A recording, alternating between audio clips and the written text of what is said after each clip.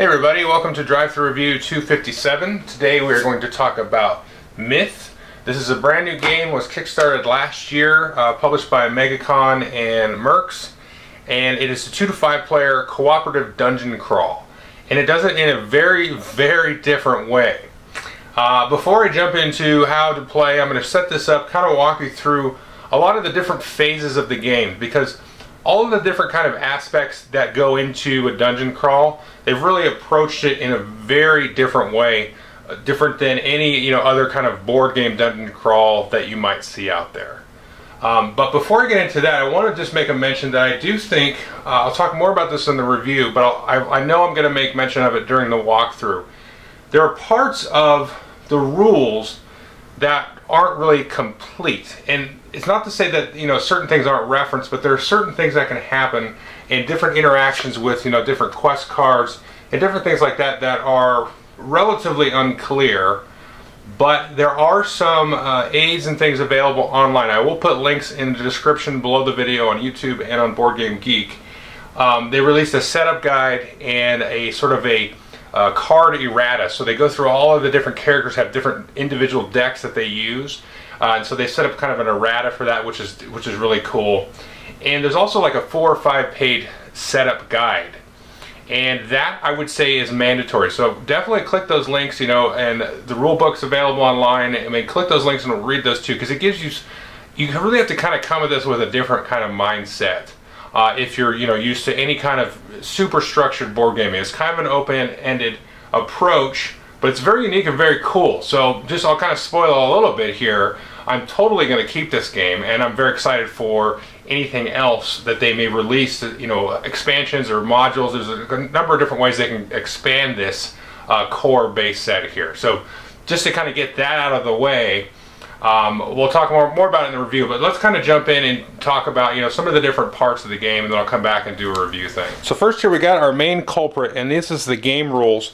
And to my mind, not only should they have released some supplements to go along with it, like the setup supplement and the card errata supplement, I would have liked to see a little bit more examples and things in here, maybe even like a separate playbook, or even double the size of this rulebook, because you can see it's a pretty thick rulebook as it is. Everything is explained actually very well.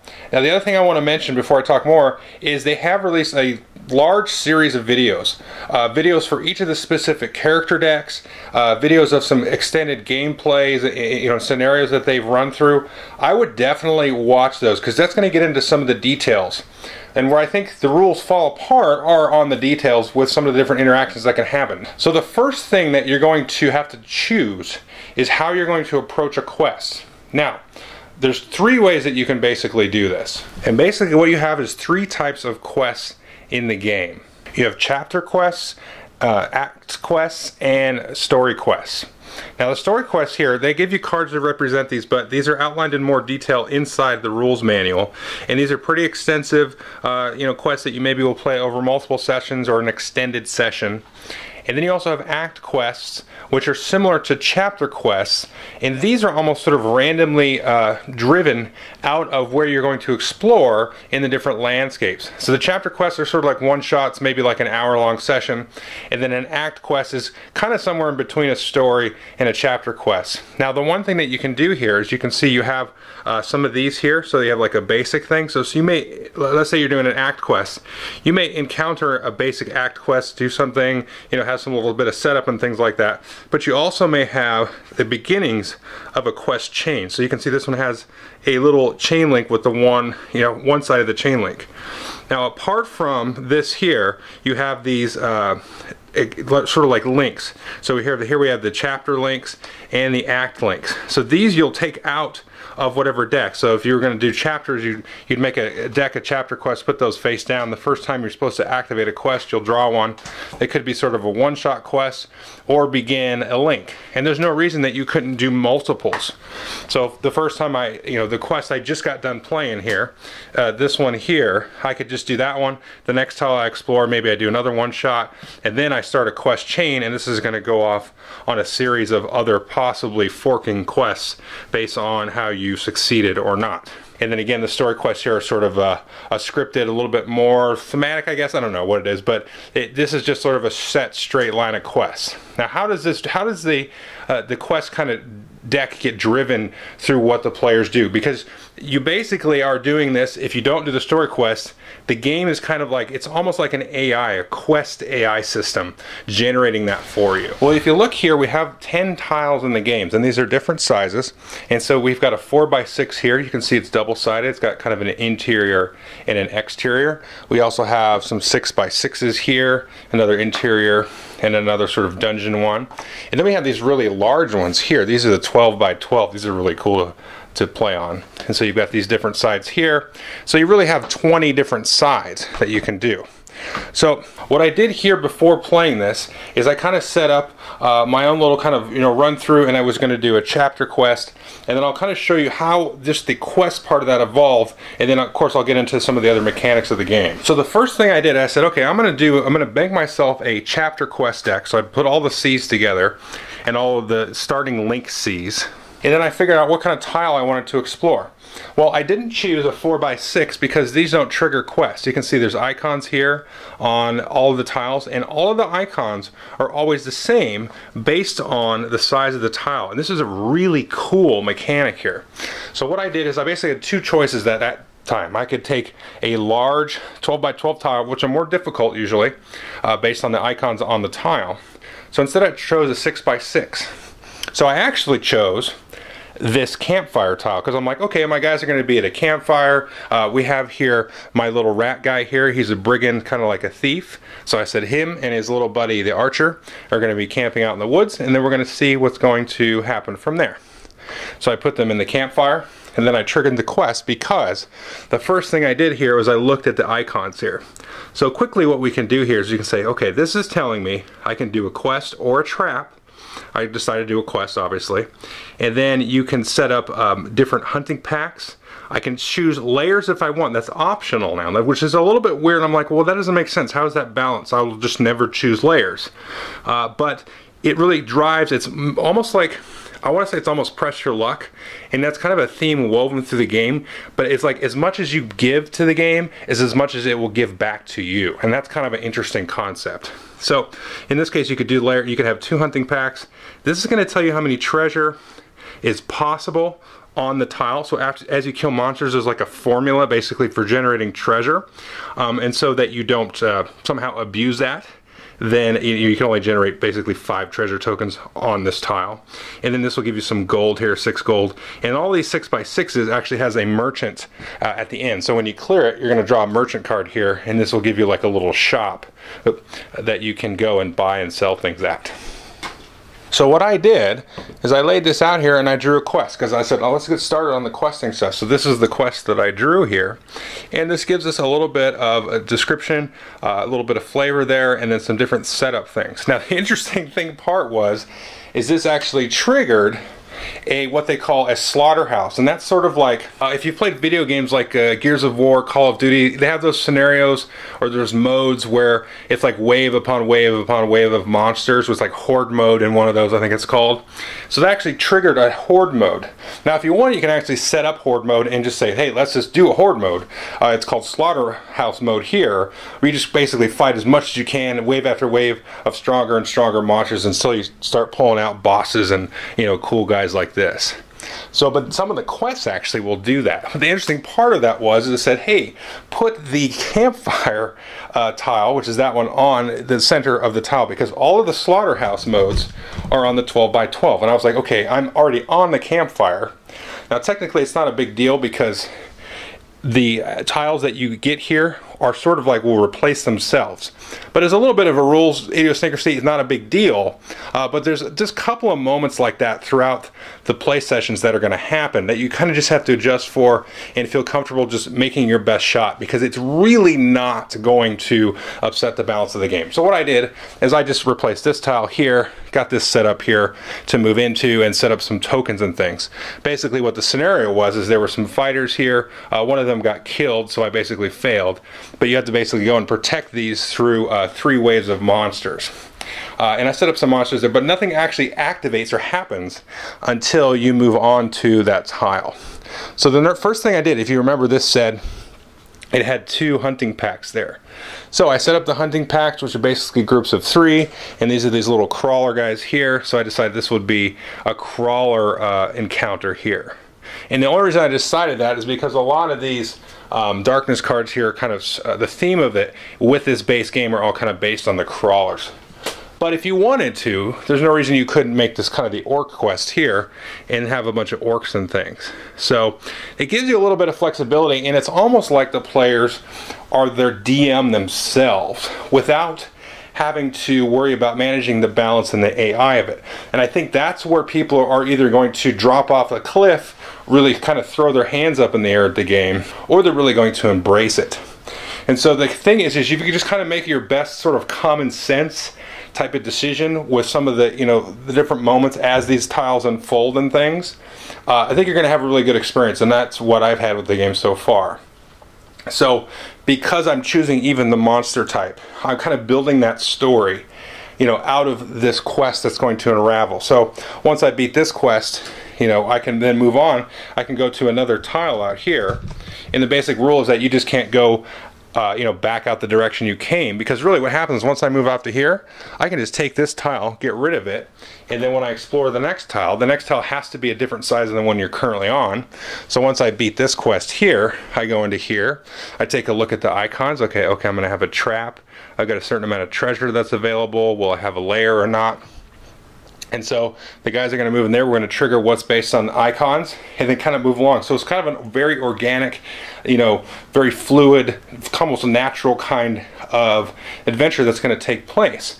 And then maybe we'll move on to that like a tile, and I'm going to grab the next quest card. So I'm going to take a look at this and go, oh, so this thing happened. So you sort of set up, you can set your guys up in an inn, and then we're going to do what happens. So it's almost like, in some ways, you will have a lot of these games like Ravenloft and different games like that, or Descent. They set up very scripted scenarios for you, but this is almost like a scenario generator. And the cool thing, I really like this, is the tiles themselves are kind of, you know, a part of that. And so the different character types and things that you add in, so you're creating the story, you know, with the sort of interlocking and interweaving of all the different things, you know, the types of monsters you choose, the quest, a couple other different things like that. So, you know, I've talked at length about that, but that's really kind of the huge part of the game. And then as you kind of evolve, you're going to get different items and things like that, and get treasure and be able to sell. So a story is going to happen. It's just that you are in a little bit more control of it than you normally would be. Either you'd have a dungeon master or a game master doing it for you, or, you know, you'd have a bunch of pre-printed rules and scenarios and things. And again, if that intimidates you, there's no reason you can't go in and play through. There's several story quests here. Basically, they're in 3 acts, so they're lengthy scenarios, and then each of these stories here has 3 acts altogether. So you've got basically 15 different things there. So if you feel intimidated by that sort of randomness of it, you can go in and do the basic stuff here and then jump into the other stuff later. Now, once you've started your scenario or stepped into a tile, so let's say we moved in here, you know, and this is like the first tile or whatever, and then we're going to go into some cycles here. So we have hero cycles, and then possibly a darkness cycle somewhere in between those or after those, and then you have kind of like a refresh setup here.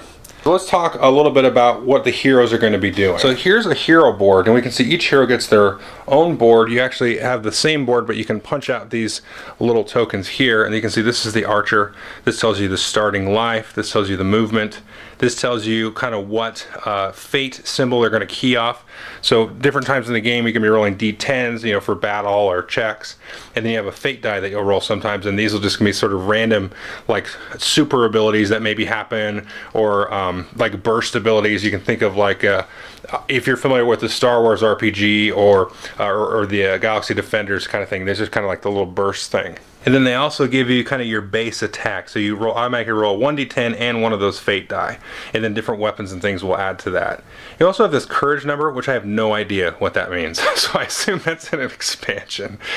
So you have that, you plug that in your little thing here, and you get some starting equipment. Now you can see here, I've already, we killed a tile and got a merchant there, so I was able to actually buy this longbow from them. You can see this actually gives you a +2 more d10s and 1 more fate die. And here's the thing, if you roll this symbol here, you get +1 to your hand size. So instead of 5 cards, you actually get 6 cards for your next one. It gives you the range, and then it gives you the buy and sell value down there. So this is a green item. You start the game, I had a brown bow, and then here I have an arrow bag. This is basically my 4 ammo. This is the starting item, and then I have this here, the adventurer's gear there. That's a starting item. Now you can also see you have these little symbols up here. This kind of tells you the slot, so you can see the shield slot was where that arrow bag goes, because the archer doesn't have a shield. And then that's kind of the class. So if they have different starting items and things, you're going to have these little icons here that you can kind of swap them out and see who goes with what. You also can get an inventory, and then you can, if you get more items here, you can just stack items in there as much as you want. And then each player is going to get a deck of cards unique to them. So we take a look at these here. You have this deck of cards, and normally on your turn you basically get one action that you can do, and that's basically move, and the movement value is usually 2, so you just move 2. So that's it. That's your kind of basic thing that your character can do. The rest of it is going to be driven by these cards here. And you can see you got 4 action slots there, and you have a couple other things here. You have your health, you just use this little tracker here. You have threat, and this is basically for each damage that you do. So if I do 3 damage to monsters on my turn, I'll take 3 threat. This is going to make you obviously more threatening to at least certain types of monsters, and they're more likely to come after you first. Now at the end of the turn there, let's say we just had these cards here, you can see you're going to lose threat through each open space. So the more you do, the more threat you're going to get, but you can maybe do one big threatening action, and then you're going to kind of recover that by having empty spots here. Now the rest of your actions, like I said, are going to be done by these decks of cards, and each character has a completely different deck of cards, and they're going to play out totally different, and that's a great part of the game. But it's going to make it very difficult to absorb the game because each character plays so differently. I can't stress that enough. They really do play very differently. Now you may get extra things here, so let's look at this here. So you can see here, this is actually an extra move. So you got your first 2 movement points that you could do, and then if you need to make kind of a Zergan and run, you get an extra movement here, so this is +3. Now if you look at this card, there's a few different things here. First thing is, this thing is most important, and this is going to increase the darkness. Okay, this is going to be key to the game. So if you see here, we have the AP tracker there. So we got 1, 2, 3, and it goes all the way up to 6. Anytime characters play anything with that's going to increase the darkness, this is going to move up. And then as soon as it hits 6, we're actually going to interrupt the player's turn, and then we're going to go right into a darkness cycle, and all of the creatures are going to activate. I'll talk about that in a second. But the thing to keep in mind is that anytime you play these, some of these will have more than one red hash, and it's going to bump up the darkness even more. So you can do things like this, and you can play these. Now this little symbol here is telling you it's an action, so you can only ever have 1 card out of your 4 that has just the action symbol on it. Now you can see this character here, he's the archer. He actually has a bunch of these, and these are reactions if they're on the bottom. These here can be played for an action or a reaction, so I can kind of fill these up. But see, the one thing that this guy does here is he has to actually load up his quiver with arrows, and then at the end of the turn these are going to go up, and then you're going to put them somewhere, and they're going to go into the quiver there. Now that's one of the things I was trying to figure out. Okay, well, where's my quiver? The rules don't really tell you where the quiver is. Well, if you go online and watch their video, like, oh, you put it above the player board. Really, it doesn't matter. There's an abstract quiver somewhere. You just put these aside, and then now that you have these arrows queued up from the previous turn, you could play maybe an attack card like this here. So you can see this requires ammo, fires 1 attack into a critical location, and it does 3 damage. So I've got to basically spend one of my arrows to my discard pile, and then I'm going to roll the number of dice specified by my weapon and my character, and then this one tells you, how much damage it's going to do. Now you can also see here on the left hand side of these cards, based on how much you've moved that turn, is going to modify certain things or allow certain things here. So like this one, I can retrieve arrows out of my discard pile, and it doesn't matter how much I've moved. I can move nothing, half, full, and then aggressive movement, and I can still, yes, I can do this action. Whereas this one here, if I did a fully aggressive move, basically moving a whole bunch more than my base movement cost, then I can't do this action. If I stop here, I actually get some extra fate dice when I roll. And then here you can say, let's get the +1 fate dice. So depending on how much you moved is going to kind of trigger how much of these attacks and different things happen. That's really cool. But like I said, as soon as the darkness here hits 6, then we're going to stop play and trigger the darkness phase. Now the interesting thing about that is you can decide which player is going to do what. There's no turn order at all. I could do a thing, I could move, and then I could have the other guy shoot something, or maybe he's got a card that gives me a buff or something, and then we can kind of go back and forth at least until that hits 6. So you can do all that stuff in any order.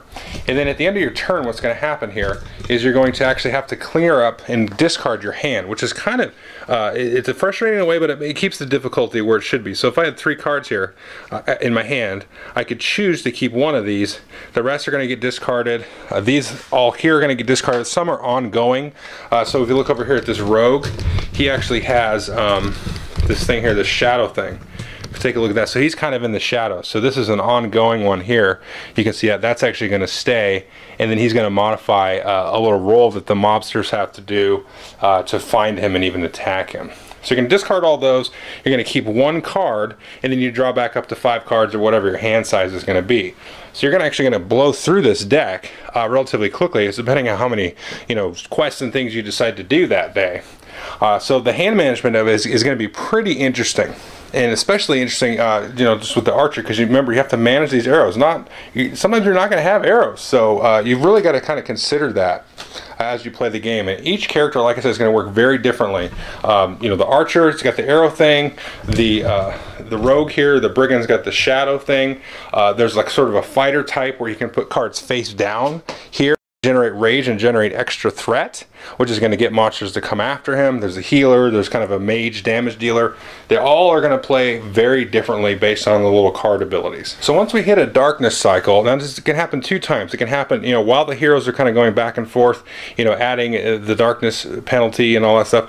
Or it can happen kind of at the end. So at the end, if you have any monsters that are active, then you're basically going to tick up that darkness based on the number of different types of monsters. So if you're basically fighting orcs and the little arachnid type of things, then we might move up the darkness by 2.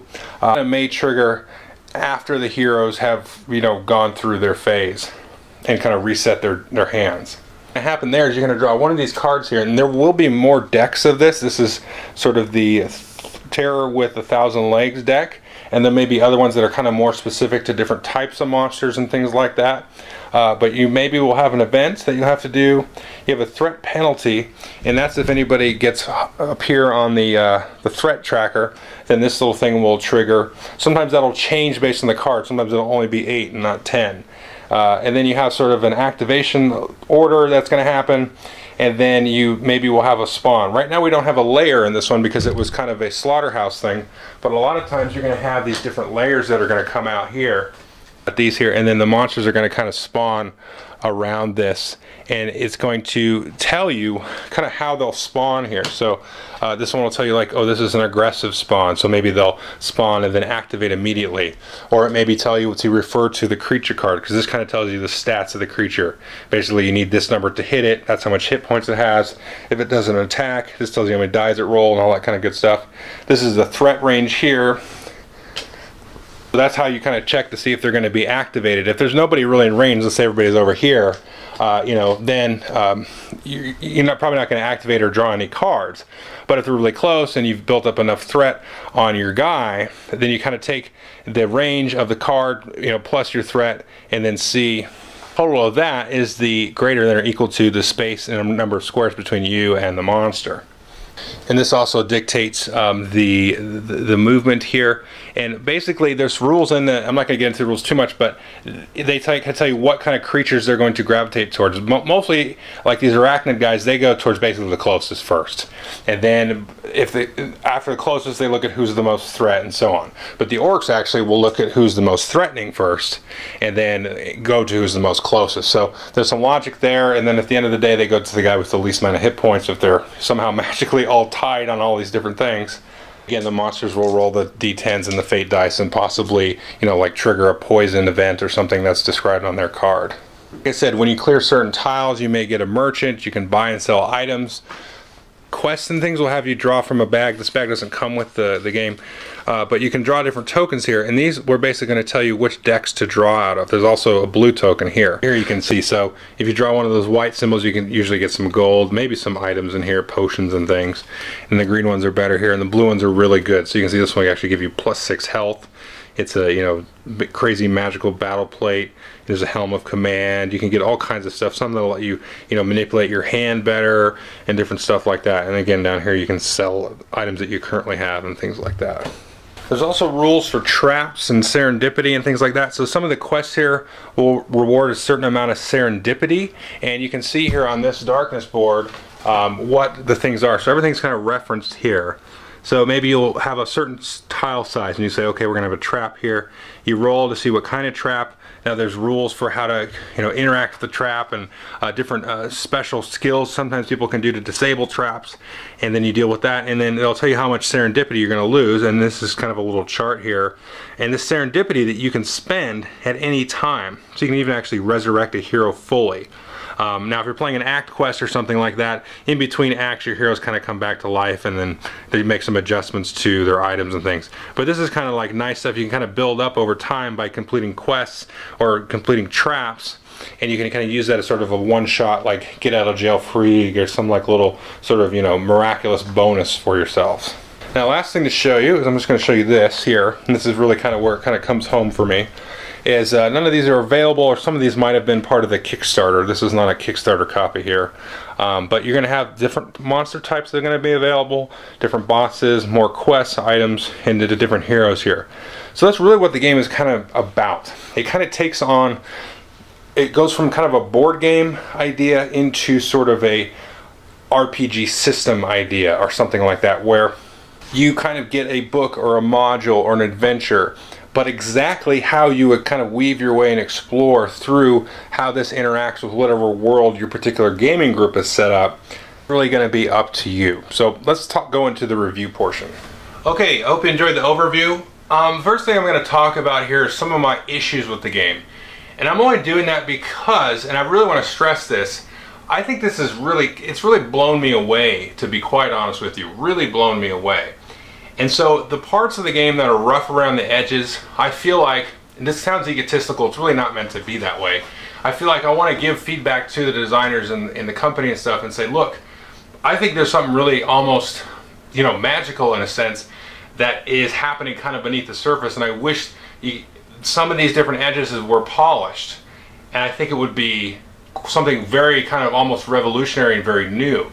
And so just to kind of show you an example here, so we had a quest here that went into the slaughterhouse mode, which has its own kind of spawning rules, but normally when you spawn these certain kind of creatures, it tells you how many ranged creatures and how many melees of that type of creature that there are. But the other thing is, like, I don't see any way to indicate which one is ranged and which one is not, you know, on this particular model. Now, a lot of stuff, I could be missing something too. It could have been something buried in the rules somewhere that I didn't miss, so I'll leave that out there. And so it's like, okay, well, how does that work differently? And, you know, how is this interaction going to be slightly different? Because you actually do change up the treasure bag as well when you normally do a slaughterhouse adventure by itself, but when it's part of a quest, do you take out all the white tokens and just put in the blue token like the quest says, or do you put all the blue tokens in? So a lot of those I think are kind of common sense, but it feels like there's an FAQ that could happen and really kind of iron those things out. They don't take away from the enjoyment of the game. The other thing is, like, when my rogue goes into shadow mode and then I do an attack to break it, do I discard this card, or is he just out of shadow mode for you know, a small period of time, or what? So there's a couple of things like that, and there's another one that's escaping me, where it's just, they're very minor things, but, you know, they just kind of make, you know, we spend time trying to look it up and trying to figure out, oh, what's the right way to do this, so it kind of bogs the game down, and we can just have the attitude to blow by it, but then you don't want to miss anything. You don't want to go, oh, we should have did it that way, and then, oh, well, that play doesn't count and stuff. And that's just kind of the mentality of the board gamer, I said, versus the RPG guy. I mean, you know, I live in kind of both worlds, I guess, with this game. The other thing, and I think they've said that they're going to take care of this, is you can play a session here. Let's say you play through an act, And you've acquired some new items, you got some new stuff that's going to happen here, you've got some gold and things that you have. Maybe you've acquired, you can get some extra cards that are like improvement cards when you complete certain things. And so moving forward, I want to carry that into the next session and kind of keep those characters persisted. Right now there's not really a good way to do that. You'd have to kind of write down everything, write down how much gold you had, whatever new cards you got, all the items. Not a big deal. But it'd be nice to have like a log sheet, it's sort of a sheet so you don't forget to write something down. Or maybe just kind of rules or something like that for running a campaign. Because, and here's the, I just love this. Like, you pick a tile, and like, we're here, like I picked the campfire tile here. I said, you know what, we're camping. This is when our adventure is going to begin. What's going to happen to us? I have no idea. Flip the quest card, away we go. This guy comes running down from the tower. He says to us, this army is invading. You need to help these two fighters, you know, survive so that the people can get out of this, the fortress or whatever it is, and then escape to safety. And you're going to need to help these guys and make sure that they live. And then the cool thing is at the end of the quest, it's like, hey, great job. It gives you a little bit of flavor text. If you fail, you don't necessarily stop the game. It's not like you lose. In most board games, you'll lose, have to start over. This is like, at the end of the thing, it's like, you have to live with this for the rest of your life, that you let these two people die. But you can keep going, you keep living your life and do the next quest that comes from the next tile you move on to. I'm like, this is great. So it has that whole aspect of it, and it's like, you're kind of turning over this evolving, you know, world. It feels very much like a sandbox MMO. And what I mean by that, MMO is a massively multiplayer online game. You gotta think of World of Warcraft like that, but this is like an old school MMO before World of Warcraft, sort of, where you have this, you know, sort of scripted or procedural, not scripted, sorry, procedural generated type of thing, where it's more about what's happening to you and your different characters and the adventures you have versus like going to Disneyland and they put you on rails and you kind of ride the rails that the game presents for you, and you can go rewrite that same ride over and over and over again, where this is sort of a constantly evolving, you know, kind of breathing world to live in. And that whole thing, the whole fluidity, the organicness of that, all those kind of words like that, that's really captured here, and they've done a really good job. It's just that sometimes those interactions are like, what do we do? What's the best thing? And I feel like they're asking me to balance it, and that's probably too strong of a word, but really, you know, I'm trying to make my best guess, and I don't want to screw it up. And I think that's where people are going to have to take or leave this game. I think I'm going to keep it, and I'm going to take it, I should say.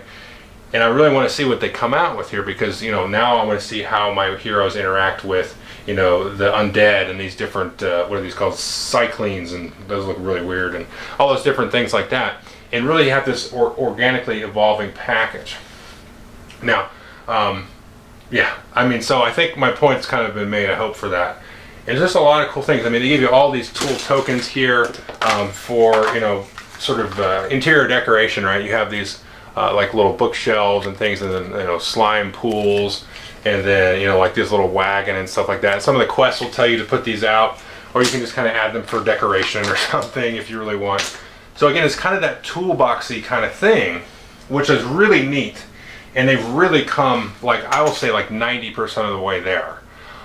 You know, I think it needs an FAQ. I think it needs a little bit more of a supplement. I think the setup guide is only like 5 pages, but that's really nice because that gives you a little bit of the flavor of what they're going for above and beyond the rulebook. And again, I would say I would really download those.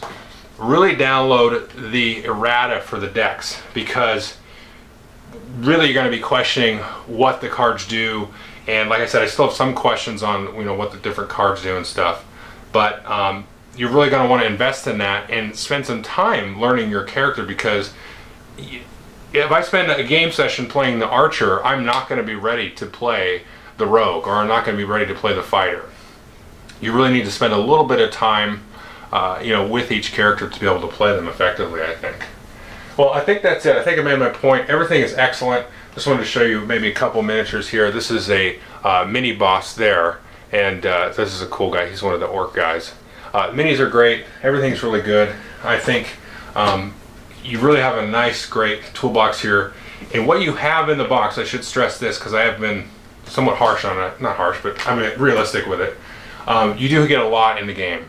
You have a ton of the different quest cards. Like I said, you've got 5, technically like 15 story quests that you can do here if you want to kind of stay away from those. And there's no reason, you know, they can easily print decks of these quest cards. And so you can have lots of these modules and then give you lots of minis to sort of, you know, give character and flesh out this world that you can create. And they can print more of these tiles. They can do different ones. You know, I mean, like I said, you can even combine those 12 by 12s and these 24 by 24. And there's rules for what happens when you combine, you know, tiles of the same size. It basically becomes one big tile with special rules and stuff. So really kind of an ingenious system all around. So it's really good. But this, you know, it has those wrinkles. But anyway, I would definitely recommend getting it. You know, if you're really kind of on the fence, if you really are struggling with yourself about getting, maybe wait until they flesh this out, because my expectation is that they will flesh this stuff out. All right, anyway, Myth, thank you.